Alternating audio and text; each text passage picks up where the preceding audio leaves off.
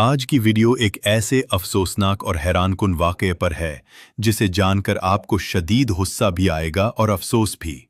ناظرین، آپ دیکھ رہے ہیں کہ یہ ترنول کا علاقہ ہے، سکجانی ٹول پلازے کے بالکل قریب ہے، اور یہاں پہ گردوں کا فارم عرصہ دراز میں موجود تھا، اور آج اسلام آباد فوڈ اتھارٹی نے یہاں پہ کارروائی کی ہے۔ 25 من سے زائد جو ہے انہوں نے گوشت بھی برآمد کیا ہے، اور یہاں پہ ذرائع کا یہ کہنا ہے کہ عرصہ دراز سے یہاں پہ جو ہے گردوں کا جو بیف ہے وہ مختلف ہوٹل میں بھی سپلائی کیا جا رہا تھا۔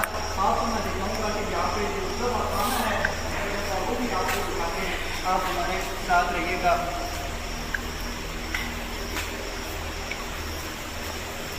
جی ناظرین، ہم آپ کو لے کے جا رہے ہیں۔ ناظرین، یہ ذبح خانہ ہے، یہاں پہ گردوں کو ذبح کیا جاتا تھا، اور یہاں پہ گردوں کی جو ہڈیاں ہیں وہ بھی یہاں پہ موجود ہیں، اور یہ یہاں پہ فریزر پڑا ہوا ہے، اس فریزر میں گردوں کا گوشت ہے، بیف بنا ہوا ہے یہاں پہ موجود ہے۔ اور اس کے بعد جو ہے آپ کو دکھاتے ہیں، یہ باقاعدہ طور پر غیر ملک بھی جو ہے اس گوشت کو جو ہے بھیجا جاتا ہے، اور اس کے بعد آپ کو دکھاتے ہیں یہاں پہ گردوں کے یہاں پہ موجود ہیں، اور یہ ہماری اسلام آباد فوڈ اتھارٹی ہے، اور اس کے علاوہ ہماری انتظامیہ پہ بھی سوالیہ نشان ہے کہ عرصہ دراز سے یہاں پہ شہریوں کو جو ہے بیف کھلایا جا رہا تھا۔ ناظرین، حال ہی میں اسلام آباد کے علاقے ترنول میں اسلام آباد فوڈ اتھارٹی نے ایک خفیہ کارروائی کے دوران ایک غیر قانونی ذبح خانے پر چھاپا مارا۔ چھاپے کے دوران جو انکشافات سامنے آئے وہ ہوش اڑا دینے والے تھے۔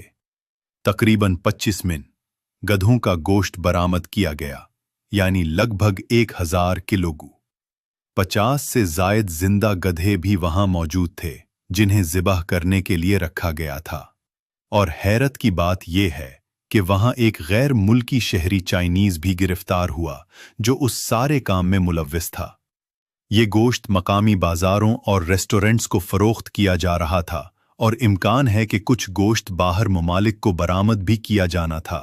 ناظرین، ذرا سوچئے، ہم میں سے کتنے لوگ ایسے ریسٹورنٹ سے کھانا کھاتے ہیں جن کے بارے میں ہمیں کچھ نہیں پتا؟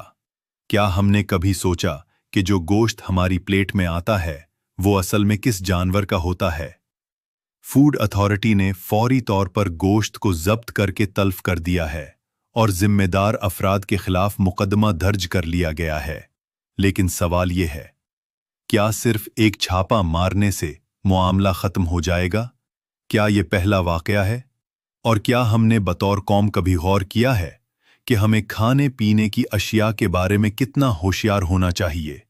ناظرین، یہ وقت ہے جاگنے کا۔ ہمیں چاہیے کہ ہم اپنے ارد گرد کے ریسٹورنٹس، گوشت کی دکانوں اور فوڈ پوائنٹس پر نظر رکھیں۔ اگر آپ کو کسی مشکوک سرگرمی کا علم ہو تو فوراً فوڈ اتھارٹی یا قریبی پولیس اسٹیشن کو اطلاع دیں۔